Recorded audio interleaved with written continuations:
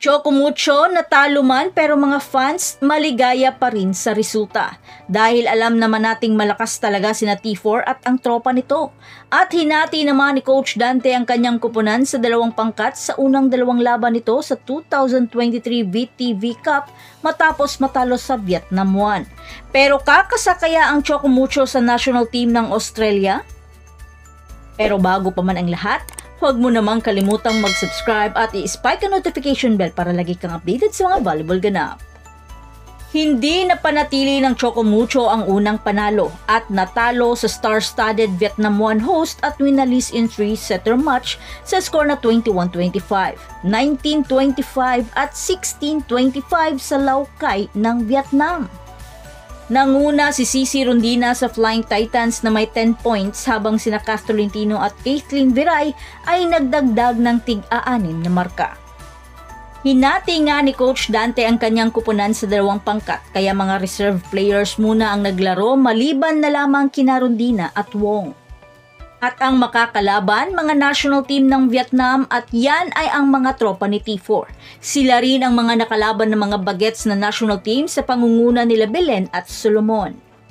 Katulad rin nila ay hindi rin nakuhang magtagumpay ng Chocomucho na talunin sina T4 at ang tropa nito. Kaya first set, hindi nagpakita ng awa ang Vietnam at dinikdik ng dinikdik sa blockings at offense. Pero Cici, high level talaga ang talon at galing. At walang takot na binabangga ang mga higanting blockers ng Vietnam. Kaya kamay ng blockers nanakit sa lakas ng hampas nito. Sa second set, makikitang nag-e-enjoy lang ang Ubi girl sa bakbakan. Wala ni kahit anong bahid ng pressure. Kaya kahit tambak man ay nagagawa pa rin nilang maidikit ang score.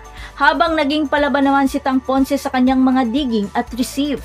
Kaya Coach D, natutuwa na lang sa mga ipinapakita ng mga Ubi girls dahil alam niyang nagawa nilang hingalin ang Vietnam 1 sa pamamagitan ng mga long rally.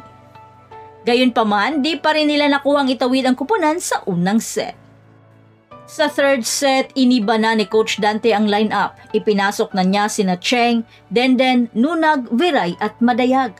Kaya Wong at Nunag tandem, kabog na naman ang lahat sa lakas ng koneksyon.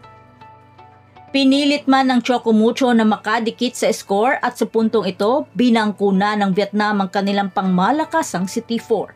Pero matindi talaga ang lupet ng mga tropa ni T4. Mapanet at floor defense man yan. Matindi rin sa hampasan. Gayunpaman, hindi na rin masama ang score. Inilaban naman nila hanggang dulo. Talagang malupit lang ang T4 and friends. Dahil sa kanilang matinding koneksyon at pagsasanay, matagal-tagal na rin silang hinuhulma ng bansang Vietnam. Kaya bumagsak sa isang panalo at isang talong record ngayon ang Chocomucho.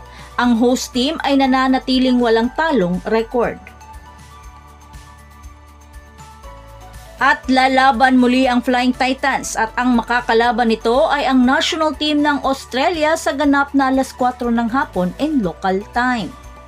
So that's it.